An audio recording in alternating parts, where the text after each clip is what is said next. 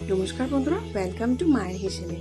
আজকে যে রেসিপিটা দেখানো হচ্ছে সেটা বাঙালিদের একটা অত্যন্ত প্রিয় খাবার, মাছের তেল কাটার চচ্চড়ি। চলুন তাহলে রেসিপিটা শুরু করে দেওয়া যাক। প্রথমে আমরা নিয়ে নিচ্ছি কুমড়ো, কেটে নিয়েছি বেগুন, ঝিঙে, মূলো, আলু, শিম, পুঁই শাক আর অল্প একটু কপির ডাঁটা ছিল, সেগুলোকেও দিয়ে দিলাম। এবারে এগুলোকে এক এক করে কুকারের মধ্যে দিয়ে দেওয়া হচ্ছে। এই রেসিপিটা খুবই ঝটপট তাড়াতাড়ি তৈরি হয়ে যাবে, এই জন্য আমরা কুকারে আগে এগুলোকে সেদ্ধ করে নিচ্ছি। সবজি দেওয়ার পরে 1 চামচ সর্ষের পেস্ট দিয়ে দেওয়া হলো। এর মধ্যে দেওয়া হচ্ছে ধনের পাউডার, ধনে গুঁড়ো দেওয়ার পরেতে দিয়ে দেওয়া হচ্ছে জিরে গুঁড়ো,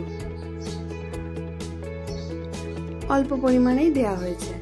এরপরে নুন স্বাদ মতন দিয়ে দেওয়া হলো, আর দিয়ে দেওয়া হচ্ছে হলুদ গুঁড়ো 1/2 টিস্পুন মতন। এরপরে দেওয়া হলো চিনি, আর দেওয়া হচ্ছে লঙ্কা গুঁড়ো। এটা ঝাল লঙ্কা গুঁড়ো, ঝালটা আপনারা আপনাদের স্বাদ মতন দেবেন। জল দিয়ে কুকারটা ঢাকা দিয়ে সেদ্ধ করে নেওয়া হচ্ছে। এরপরে আমরা তেল কাটাটাকে পরিষ্কার করে রেখে দিয়েছি। এরপরে কড়ার মধ্যে তেল দিয়ে দেওয়া হলো। বেশি তেল দেওয়া হয়নি, কারণ মাছের তেল তো নিজেই বেরোবে, তাই জন্য আর বেশি তেল দেওয়া হলো না। ব্যাস, এবারে নেড়ে চেড়ে তেল কাঁটাটাকে ভেজে নেওয়া হচ্ছে। এর মধ্যে কিন্তু আমরা মাছের মাথা দিইনি, শুধু তেল আর কাঁটাটাই দেওয়া হয়েছে।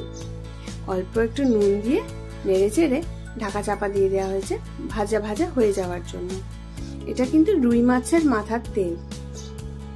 এরপরে ঢাকাটা খুলে দেখে নেওয়া হচ্ছে, আমাদের কিন্তু মাছের তেল কাঁটাটা বেশ ভাজা ভাজা হয়ে এসছে।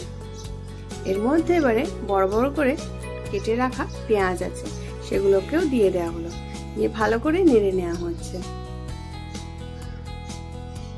দিয়ে আবার খানিকক্ষণের জন্য ঢাকাটা চাপা দিয়ে দেওয়া হচ্ছে ভাজা ভাজা হয়ে যাওয়ার জন্য। বেশ, আমাদের পেঁয়াজগুলো কিন্তু ভাজা ভাজা হয়ে গেছে। আমার লাইটের একটু প্রবলেম হয়ে গেছে, তাই জন্য কিন্তু একটু অসুবিধা হয়ে গেছিল তখন, তাই লাইটটা এইটাতে একটু কম লাগছে। এরপরের মধ্যে 5 ফোড়ন, শুকনো লঙ্কা ফোড়ন আর তেজপাতা, কাঁচা লঙ্কা, এগুলোকে দিয়ে এবারে ভালো করে নেড়ে নেওয়া হচ্ছে। একটু লাইটটা কম আছে বলে তাই জন্য একটু অসুবিধা হচ্ছে। এবারে ভাজা ভাজা বেশ আমাদের কিন্তু এটা হয়ে এসেছে তেল কাঁটাটা। এর মধ্যে এবারে সেদ্ধ করে রাখা যে সবজি, সেগুলোকে পুরোটা দিয়ে দেওয়া হলো। বেশ, এবারে কিন্তু সব আমরা একসাথে মিশিয়ে নিচ্ছি।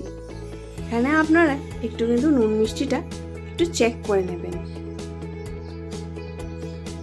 এবারে আমরা এর মধ্যে আদার পেস্ট 1 চামচ দিয়ে দেওয়া হলো, দিয়ে ভালো করে আবার নেড়ে চেড়ে নেওয়া হচ্ছে। জলটা যেহেতু সেদ্ধ জল, সবজির জল বেরিয়েছে, তাই জন্য কিন্তু একটু জলটা শুকনো শুকনো করে নেওয়া হচ্ছে, তলায় যেন ধরে না যায়, নাহলে কিন্তু টেস্টটা অন্যরকম হয়ে যাবে। যেন ভালো করে কন্টিনিউয়াসলি নেড়ে যেতে হবে আর শুকনো শুকনো করে নিতে হবে। ব্যাস, আমাদের কিন্তু শুকনো শুকনো তেল কাটার চচ্চড়িটা হয়ে এসছে। নেড়ে যেতে হচ্ছে, নাহলে কিন্তু ধরে যাচ্ছে খুব বেশি। নেড়ে চেড়ে শুকনো শুকনো হয়ে গেলে আমাদের রেডি হয়ে যাচ্ছে মাছের তেল কাটা দিয়ে চচ্চড়ি। খুব ইজি আর ঝটপট তৈরি হয়ে গেছে। গরম ভাত দিয়ে কিন্তু অপূর্ব লাগে খেতে। একবার ট্রাই করে নিশ্চয়ই জানাবেন। যদি রেসিপিটা ভালো লেগে থাকে একটা লাইক, শেয়ার আর সাবস্ক্রাইব করে দেবেন। আবার একটা নতুন রেসিপি নিয়ে আসছি পরের ভিডিওতে। ভালো থাকবেন, নমস্কার।